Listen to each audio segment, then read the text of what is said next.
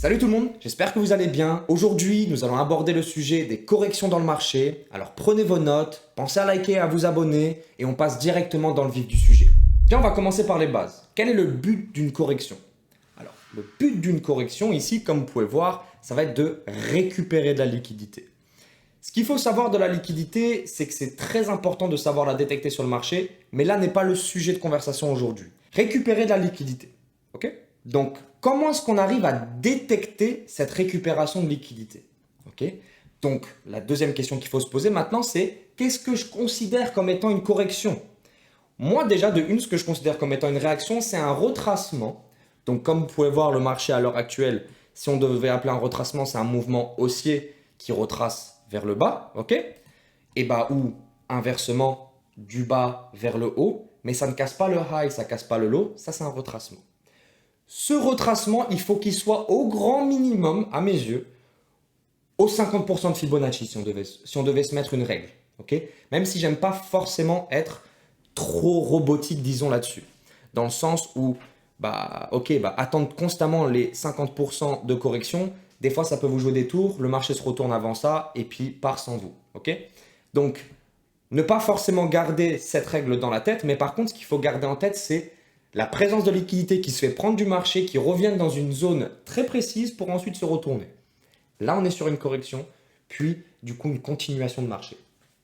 Donc à l'heure actuelle, si on devait regarder par exemple le premier exemple, ici, comme vous pouvez voir, je vais prendre un petit pinceau, comme vous pouvez voir, on a un low, on a un high, et puis ici, il y a beaucoup de gens qui pourraient croire que ça, c'est de la correction. Ça a été clairement de la liquidité laissée derrière qu'on a récupéré, on est revenu sur le low qui a été laissé précédemment pour produire un nouveau high. Donc du coup, cette correction, à mes yeux, est valide. Maintenant, si on devait regarder le deuxième exemple, on a eu un low, un high, correction, retour sur POI, décolle.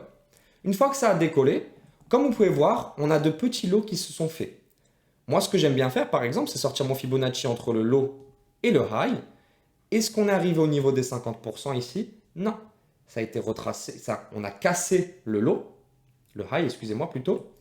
Et une fois qu'on a cassé ce high, juste ici, on avait un possible trade dans ce niveau-là. Ça a été utilisé comme de l'inducement, comme de la liquidité, du coup, qu'on a pris du marché juste avant de décoller.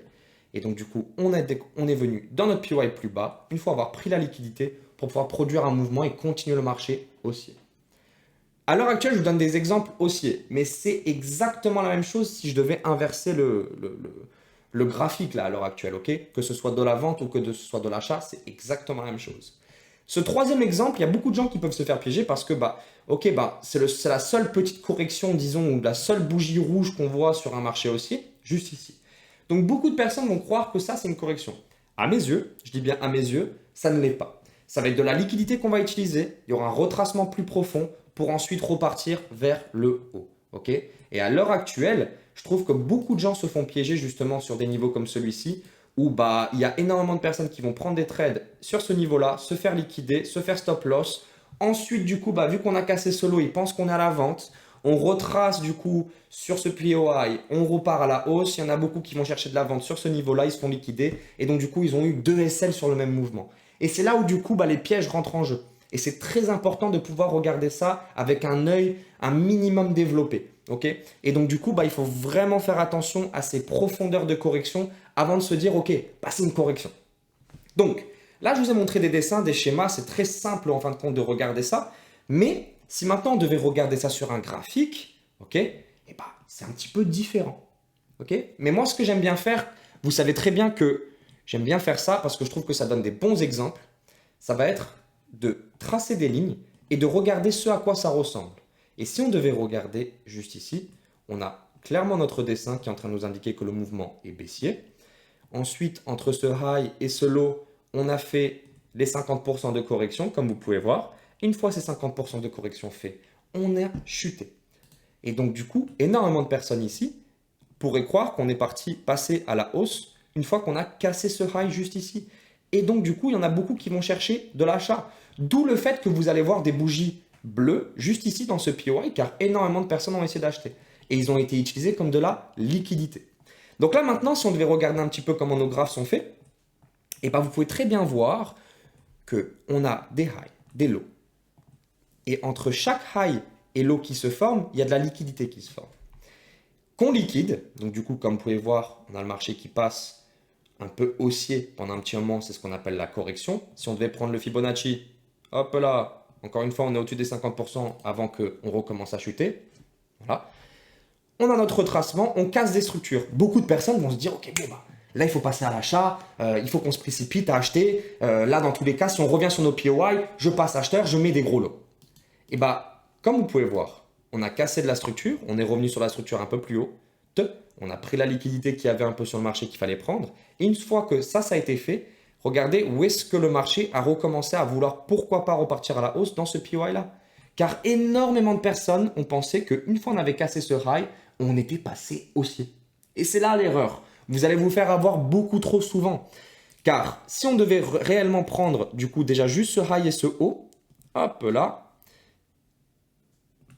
on est arrivé aux 50% de correction et vous pouvez voir qu'il y a un mouvement, une sorte de pression vendeuse qui se place. Donc déjà, ça devrait vous mettre la puce à l'oreille sur ce mouvement en fin de compte et se dire, ok, bon, bah, je vais commencer à chercher de la vente quand même sur ces niveaux. Si jamais on retrace sur ce lot, on ne casse pas et qu'il y a une manipulation, je peux prendre de l'achat jusqu'à ce high. Mais une fois que ce high est liquidé, je recommence à prendre de la vente. Ok, c'est super important en fin de compte de développer une réflexion de trader où on ne rentre pas, ah, bah, on a cassé la structure, on passe à la hausse. Ok, c'est vraiment beaucoup de choses qu'il faut imbriquer avant de se dire bah, je rentre dans un trade et je risque 0,5%, 1%, 15%, 30%, ce que vous voulez. C'est votre compte. Vraiment, c'est ce que vous voulez. Moi, ce que je risque, c'est 0,5 à 1%, mais c'est parce que je suis arrivé à un certain seuil de compte qui est énorme aujourd'hui. Maintenant, si vous étiez sur des plus petits comptes, 100 euros, bah, c'est sûr que si vous faites 7 euros, c'est 7%. Donc, bah, les pourcentages sont énormes et ça différencie.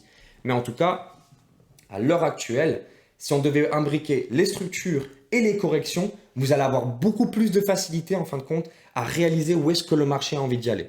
Donc, je vais vous redonner encore 2-3 exemples, histoire que vous puissiez vraiment vous mettre ça dans la tête. Donc là, j'ai pris un exemple à la vente. Je vais prendre un exemple en achat. Ok? Donc là, à l'heure actuelle, on a un low qui produit un high, qui continue de produire des highs. Ok? Donc là, si on devait regarder en monthly, on aurait d'ailleurs du coup un mouvement haussier qui part, voilà, qui a une seule et même structure. Comme vous pouvez voir, comme l'exemple, le troisième exemple que je vous ai donné tout à l'heure, c'est un mouvement très impulsif qu'il y a eu ici. Et pour moi, il n'y a pas forcément une correction, sauf qu'on est arrivé à ce niveau-là. On a une autre correction qui s'est passée ici. On n'a pas fait de nouveau high et on a commencé à casser de la structure à la baisse. Donc, du coup, on peut commencer à passer baissier en fin de compte sur ce niveau-là. Mais si on devait regarder en fin de compte les corrections et la liquidité, comment elle était imprimée en fin de compte en weekly sur ce graphique, eh ben moi je trouve ça super intéressant. Dans le sens où vous pouvez clairement voir en fin de compte des mouvements qui partent, qui laissent de la liquidité derrière, ok? Donc qui laissent constamment donc, de l'overextended market, de l'imbalance, des equal low, des trendlines, ok? Ou des POI qui n'ont pas été retracés. C'est beaucoup de liquidité laissée derrière, c'est pas pour rien. C'est pour que quand on fait la correction, on récupère cette liquidité, on récupère assez de liquidité pour pouvoir repartir à la hausse. Parce qu'en fait, ce qui se passe, c'est comme vous pouvez voir, même ici à la hausse, le prix commence à s'essouffler. Pourquoi est-ce que les acheteurs commencent à s'essouffler? C'est parce qu'ils ont tellement mis de liquidité sur le marché qu'ils n'en ont plus en réserve. Et maintenant, les vendeurs qui ont toute cette liquidité stockée, bah, eux de leur côté, ils vont commencer à prendre des ventes, avoir plus de liquidité mise sur le marché. Okay, et donc, du coup, on commence à chuter. Par contre, les acheteurs, ils gardent leur position acheteuse et puis ils vont récupérer par exemple de la liquidité sur le marché depuis du coup les equal high, les trendlines, l'overextended market. Une fois qu'ils ont considéré avoir récupéré assez de liquidité, on reprend le mouvement haussier et on repart faire des plus hauts. C'est comme ça que ça se passe, ok? Ou plus bas, dépendant de la devise ou quoi que ce soit. Juste je vous montre l'exemple acheteur. Donc comme vous pouvez voir ici encore une fois, on a un high, on a un low, ok? Donc on a un low, un high juste ici. La correction est descendue en dessous des 50%. D'ailleurs, même on est passé en dessous des 100%. Ouais, donc ça, ce serait un seul et même mouvement d'ailleurs. Donc du coup, on est passé en dessous des 50%. Une fois qu'on est passé en dessous des 50%, on est revenu sur ce POI juste ici de retournement. Ok, POI de retournement juste ici qui a cassé la structure. On revient la liquider. Enfin, on revient liquider de la liquidité. On revient dans ce POI. On nous donne la manipulation et on part à la hausse, tout en laissant de la liquidité derrière. Ok? Comme vous pouvez voir, il y a énormément de liquidité qui a été laissée derrière. Le prix commence à s'essouffler.